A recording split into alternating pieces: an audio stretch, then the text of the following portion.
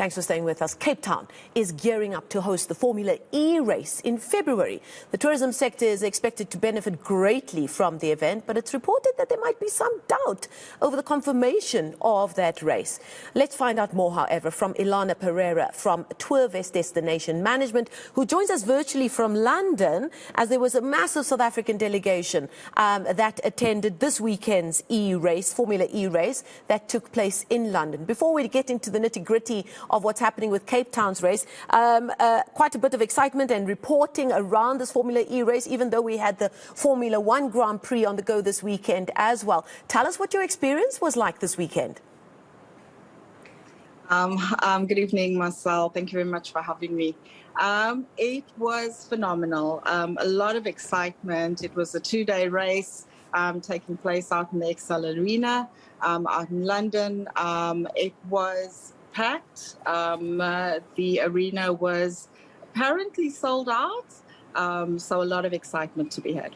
Now, I must admit, when I first saw the news of Formula E race coming to Cape Town, I had to do some research just to find out more, because all I'd known up until that point is that Susie Wolff was famous for heading up one of the Formula E race teams, and she, of course, is part of the Mercedes family. Her husband, Toto Wolff, is team principal for Team Mercedes. But then I found out so much more and realized what a huge deal it was for Cape Town to even be mentioned in hosting what's become a real innovative and growing sport. Tell us what the aim was for the South African tourism delegation to attend that race this weekend.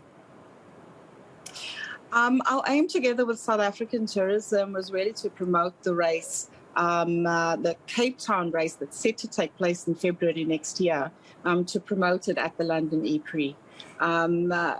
London and the UK is quite a big source market for South Africa, has always been and continues to be. So for us, and especially that tourism and sport tourism is so big for South Africa, Formula E will definitely be that for South Africa next year. And we are here to promote the race. We have been. It has been met with great success, with so many people welcoming us, so many people welcoming the fact that the race will potentially be in South Africa next year, and very eager to visit Cape Town as well as South Africa. Now, Illana, I noticed you used the term potentially be hosted in Cape Town. I thought it was a done thing. It's happening in February. It's coming to Cape Town. People must start booking their tickets. Why is there a little bit of doubt now over when or if it will take place? Not necessarily doubt. Cape Town has been confirmed in the provisional calendar for next year. The final calendar is, of course, released in October. Still some I's to be dotted and T's to be crossed. So I am positive that it will take place, but it is still provisional for now. Now, you're with Tourvest. Tell us what you've learned over the last few days about what Cape Town specifically has to do to get ready to really put its best foot forward. We've come out of a pandemic, we've dusted ourselves off, we're ready to welcome the world. There's the World Cup of Sevens taking place in Cape Town in just a month's time or so. What are the biggest learnings that you will take in preparation for Cape Town potentially hosting this big event, an innovative event next year? I do think that we have quite a bit to learn about markets and how we need to adapt ourselves in terms of tourism to new markets and new clients traveling to South Africa. There is so much that we would have learned over the COVID pandemic with clients traveling, having to be more confident. We are gearing up. We are properly geared up from a sports tourism perspective.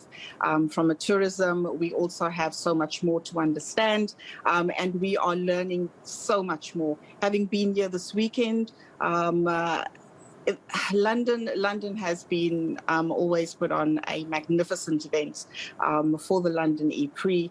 We've taken quite a bit of learning from that, and we will definitely implement it next year. Now, putting on a slick event is obviously up to the organisers of the specific Formula E race.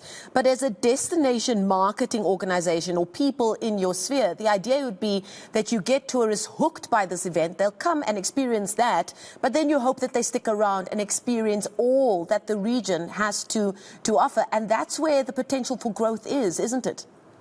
Yes, correct. Absolutely. Cape Town has so much to offer. Beside the sport, beside the race, Cape Town is, of course, magnificent. It is taking place in February, which is potentially the best time of year to travel to Cape Town. Absolutely. But then, of course, staying on, enjoying the winelands, enjoying safari, and not only Cape Town and the Western Cape, but also some of the other regions, Gauteng with its culture, and then, of course, the Kruger's and safari, and KwaZulu-Natal as well. So we are putting various packages together to sell not only to the UK market, but to other markets and other source markets as well, yes. I suppose you've also just let people in. Those of us who come from Cape Town don't want others to know that February is the best time to be in Cape Town because it's not as hot and the wind doesn't make its presence felt as much. So shush, don't tell so many people. Just a quick question before I let you go. Obviously, your focus is on getting all those lovely foreign currencies to come to Cape Town for this event. What about the locals? The local, absolutely. We're doing a lot of promotion locally. Of course, during the pandemic, a lot of nationals and a lot of South Africans would have traveled locally. So they too understand exactly what it is like to travel around South Africa and enjoy everything that our own country has to offer. And in doing so, we have been doing a lot of promotion, not only from a leisure perspective, but also from a sport perspective. And as you've mentioned before, we've got Rugby World Cup Sevens. We also have the Netball World Cups taking place next year. So there is so much to look forward to, not in South Africa, but also in Cape Town. So the locals have a lot to look forward to. Indeed. We're going to leave it there. Thank you so much for your time and your insights this evening. That's Illana Pereira coming to us live there from London. She's with Tourvest Destination Management. We thank her for her time this evening. Now, staying with